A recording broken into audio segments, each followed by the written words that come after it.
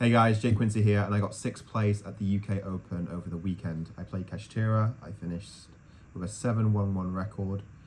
Ideally, the rounds I lost to, I just bricked. I just did really nothing much I could do. I played this first time I played this deck. I sided a card which I found was really good in the side deck, which no one's playing. It's a card from 2002, literally a Kashtira card.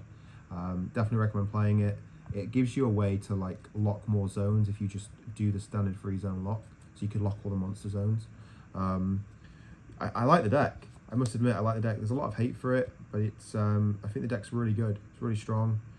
So, without further ado, I'll show you the deck list. I played 41, and it makes sense to play 41 than 40, and I'll show you why, because there's a card I didn't want to cut. So I played triple Unicorn, triple Fenrir, double Rise Heart, and Scareclaw. So you definitely need 3 of these. You need 3 of these. Some players are playing 3, some players are playing 2, and some players are playing 1. I do think 2 is a nice number. I wouldn't want to play 1. I have kind of considered playing 3 because it's just really nice to open if I get interrupted, especially with more players playing hand traps. So that's an option, but space is really tight, so I don't think I could go to 3. Ideally, I'd like to, but right now I can't. Scareclaw's nice. It's better than T-Element Kashtira because this card can attack over Baguska. It has a very good last effect, which any Kashtira that's attacking or battles a monster, that monster's negated until the end of the turn, so that comes up quite often if you sequence everything correctly. Next, I played the Hand Traps, Triple Ash Blossom. It's the best hand trap of the format. Every deck should play 3. If you're playing the 250th next weekend, I definitely recommend maining this card in 3. Don't just have it in your side deck, main it. Next is Ghost Mourner. Now, Ghost Mourner is very different to Veiler. There's many benefits to this over Effect Veiler. Obviously, the downside is it has to respond to the special summon of a monster when it's summoned, where Veiler, you can just use it at any point during your opponent's main phase. This doesn't have that restriction of when to use it during a certain phase. You can use it during any phase of either turn. The cool thing is it's a level 3 tuner, so if you want to be quite controlling, and if let's say your Unicorn gets interrupted, or your Fenrir gets interrupted, then you could just normal summon your hand traps and make Baron. That came up quite often, and you'd make the deck into a Baron control, and the following turn, as long as you have Kashtira Birth, you'll be able to OTK and win. Or very similar, like with a Rise Heart, if you're controlling with Rise Heart and you have Kashtira Birth, you'll be able to OTK and win the following turn. The cool thing that Mourner does over Veiler as well is you can use this if you are a Rise Heart in the field, because it doesn't matter if these cards get sent to the graveyard or banished, they just need to be discarded. Veiler needs to go to the graveyard as a requirement for the card, so you can't Veiler if you have a Rise Heart in the field. So I do feel like we need more ways to interrupt against the decks in the current format, so Mourner, definitely recommend playing it. Don't play Veiler, play Mourner. Next up is something I want to try for the event, just logically makes sense, and was Kaijus. Now, there's definitely a mistake here playing Gamma Seal. Ideally, I wanted to play Gamma Seal just because I didn't want to give my opponent a level 7 if Kashtira was going to be very popular. But then again, that's the kind of mindset you would want if you're not playing Kashtira and you want to play Kaijus. You should be playing level 7 Kaijus because you can normal summon off birth and they can be used as a combo piece when you go first and an interruption when you go second. Moving forward, I would always stick to level 7s if you're playing Kashtira for Kaijus. I did sign 2 more level 7 Kaijus. Wouldn't recommend playing Gamma Seal, but these are the monsters.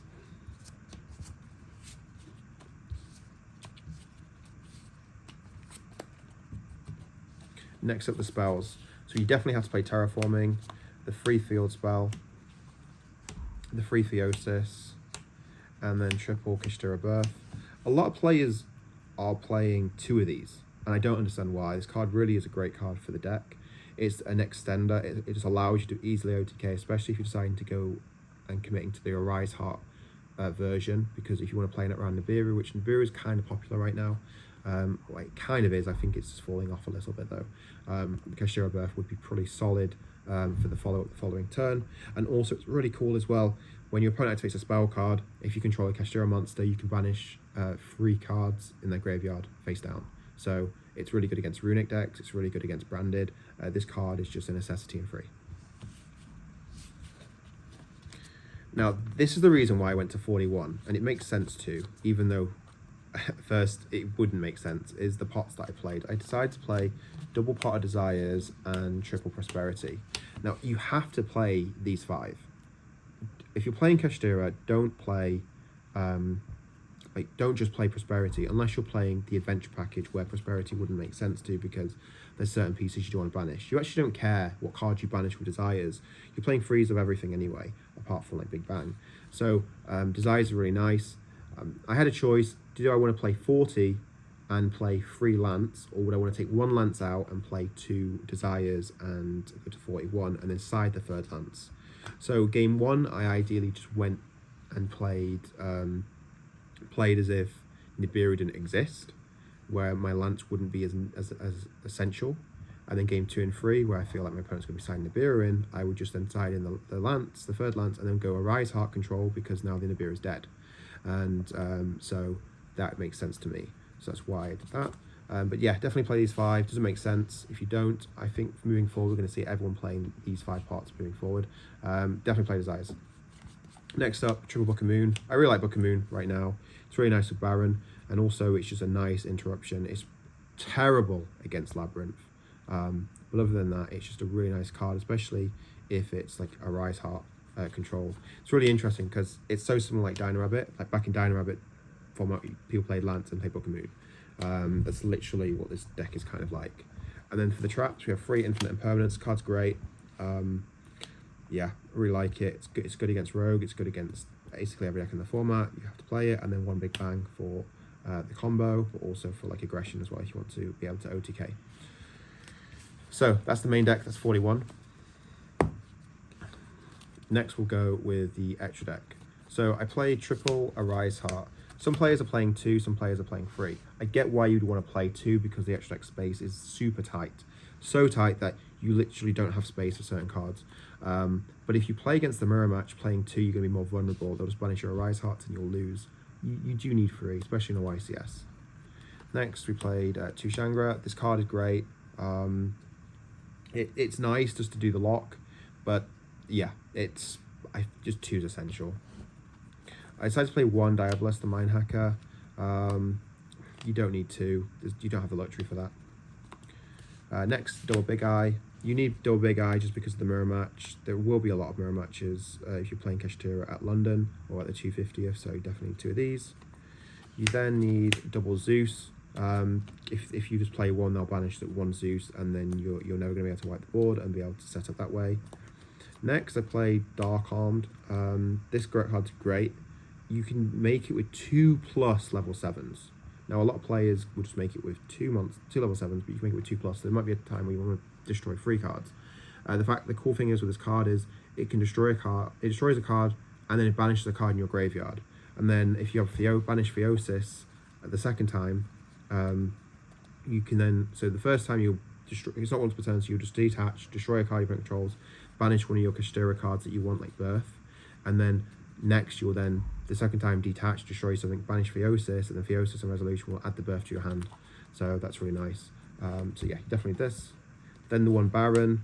Some players aren't playing Baron. I just think you need it, especially if you're playing Ghost Mourner. It's really nice, comes in clutch. It's a very good controlling card. So yeah, definitely recommend it. Next, I played Goliath, Wings of Resident, and Fossil Machine Skull. This is with Prosperity. These are the cards that you want to banish with Prosperity and attach with a Rise Heart when a card gets banished, because then the card can't be destroyed by card effects. If this card is in the graveyard and they get rid of this by a Kaiju, or if they get rid of it by like Communing it and then Zeusing, then this can then destroy a spell and trap on the 3-point controls or on the field, and then this could let you draw a card. I really wanted to play the monster version of this, where I could banish it from the graveyard, destroy a monster, because if it's the mirror match, or I can just then destroy my opponent's Arise Heart, but it's just space. Now, I definitely made a mistake. There's probably a card you're thinking that I'm missing out, and yes, I didn't include it. It's Fur Hyadonna. Now, I should have played Fur Hyadonna because when you play against Branded, they give you monsters, which you don't want, and you need to clear your monster zones so you can special summon your Kashtira monsters. So the cool thing about playing Morna and Ash Blossom, you can normal summon it when they give you a monster to make into Donna, and then you can then so if they give you Ibli, you can make Donna, then destroy something, the monster zones are free, then you can special summon a Kashtira, and then play from that way. So yeah, it's a card that I would like to include. Obviously, you can tell the extracts are super tight, so I just have to make that compromise moving forward. Now we have the side deck. Now, I've never played this many traps ever in a side deck. We'll just start with the monsters first, and then the spells, and then all the traps. So the double kaijus. I just liked kaiju for the event. They seem pretty nice. I might tweak it up. I might start siding Lava Golem instead, or I might side Nibiru instead. I really need to decide that ready for the YCS next week. Then the third lance, like I mentioned before. The Feather Duster, this is for like Labyrinth, for the Change of Heart, for the Mirror. It's pretty solid. It's good against like pretty much everything when you go second. And now the traps. Triple evenly matched, card's great. You have to include it in your side deck. It hits a lot of the decks in the format. There's not many like cards that can prevent this from resolving like there was before, so evenly just gains value. Next is just double barrier. I did play 3. Now I actually didn't really like the card. The card's obviously insane against branded. It's just lack of space. I do think I should play 3 ready for next week. One card that I really like is Magic Deflector. So originally I had 3 barrier, but I wanted to side 1 deflector and just 2 of these, and it doesn't look like it makes sense. But in terms of my siding pattern, I wanted to put 7 cards in when I'm going first against branded, and 7 cards when I go first against runic variants. And this, if I had 3 of these instead of this, it would mean I would put 8 in against branded and only then 6 against runic. But then I took one of these out for this, so I have 7 against both of them, which makes sense for my siding patterns, which makes sense my deck's consistency isn't affected. So that's why it looks wrong here, but it makes sense in terms of siding. Next up is a point of the Red Lotus cards busted. It's just so important to look at your opponent's hand to remove any like sort of kaiju or lava golem or a combo piece to allow them to play, because the following turn you'll definitely OTK them, so they get the card back in the end phase once you resolve it.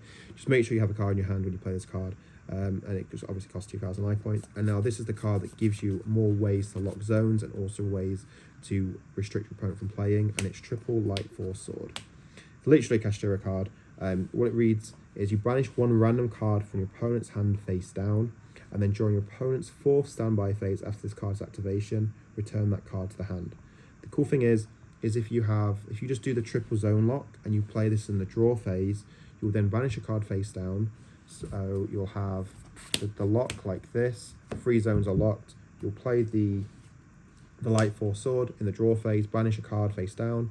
It will then trigger this as Chainlink 1, this is Chainlink 2. You'll lock the 4th monster zone.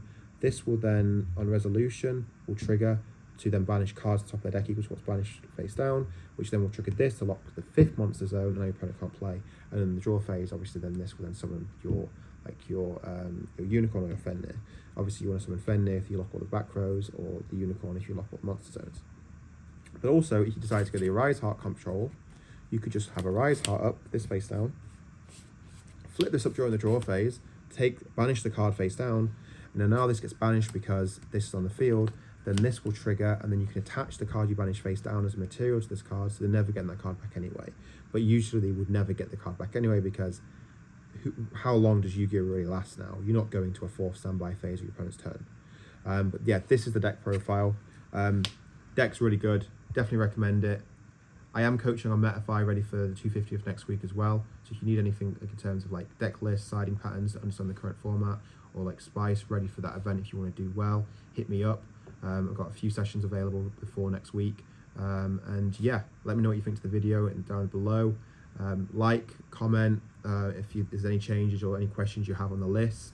If you do like this sort of content, consider subscribing. It's completely free to do. And guys, look after yourselves. I'll speak to you soon. Peace.